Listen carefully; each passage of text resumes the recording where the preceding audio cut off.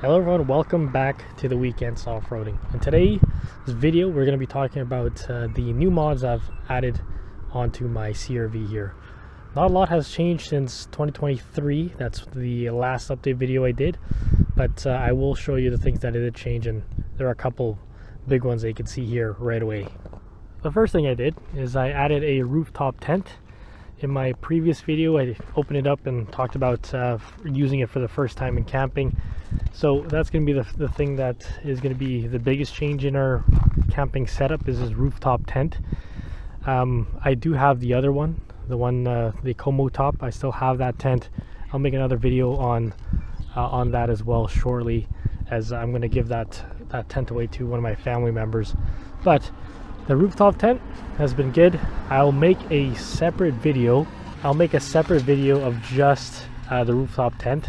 Again, today's video is just going to be an overview of what I've changed on the actual car itself. So the reason why I like this rooftop tent is it does not take the entire roof, so it takes only half the roof. So I have space for my basket or my platform here. So again, everything will be linked in the description down below if you're interested in purchasing any of these products. But everything here, again, I'm just going to be talking about the items that have changed. So I like this platform because it is a flat platform. It doesn't protrude out as much. So, you know, I can put a lot of stuff up here in terms of my chairs and such things like that, or anything else really. I just attach it on this roof here. Very good platform, very flat, very flush with the actual Rhino rack. As you can see here, it's pretty flush, like not a lot of height difference, which I really like.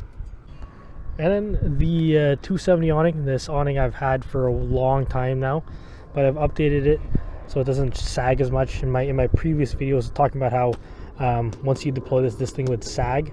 So I fixed that by putting a L bracket and this bracket attached to my rooftop tent, and then this other L bracket here attached to the actual brackets that's attached to the Rhino rack system here. So far it's held up very well, and now I have some additional mounting holes if I do want to do anything with that. But that is going to be my 270 awning. So again, same awning. I've used this for I believe I gotta check if it's been 3 or 4 years, but I've had this awning for a long time and it's still holding up to all the elements. Wind, rain, anything like that, it still holds up. The only thing I don't like about this awning is that when it rains, the water tends to pool in the middle. Maybe I'll get an upgrade to 270 awning later down the road, but so far this has been pretty good. A little 3D printed grab handle here, so when I lift stuff from the back and put it onto the roof rack, I can do that with ease. So just a little grab handle with a 3D print. I do have a 3D printer, so I do plan to print out additional stuff that I find I might need. So for example, this grab handle, I'm thinking of printing a walkie-talkie holder, things of that nature. I'll probably post a bunch of videos on what I'll be 3D printing here for camping, overlanding, all that good stuff. For the inside, I made this shelf, so I could put some stuff up here, because when I'm camping I usually just stack everything on top of each other, and then it's hard to take things out. So I've created this little shelf. So this metal bracket I got from Home Depot, and then also these pieces of wood I got from Home Depot. I don't need to put this cover on, like I can take this cover off if I need to, and I usually do when I'm camping, because there is a protruding aluminum piece that protrudes downwards that reduces my height for stuff that gets put under here. So this is a very new thing that I've created.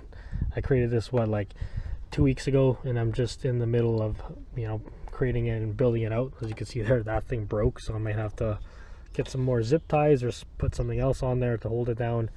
But so far I put a bunch of boxes and it's held fine. Again, I might have to put a bunch more zip ties on here just to make sure it's held on. But yeah, that bracket.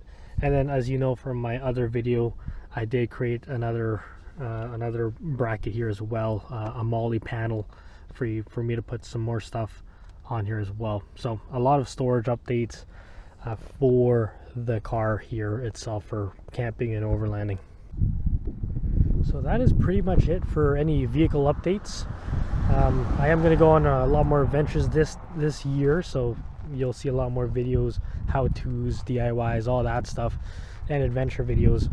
But not much has changed in terms of the vehicle. This vehicle has been very reliable for the past 4 or 5 years, so I can't complain. Again, a lot of maintenance on it, oil changes, filter changes, brake changes, all those things to change up.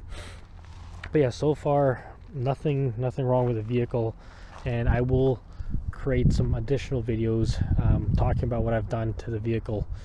So with that being said, thanks again. I'll talk to you guys soon.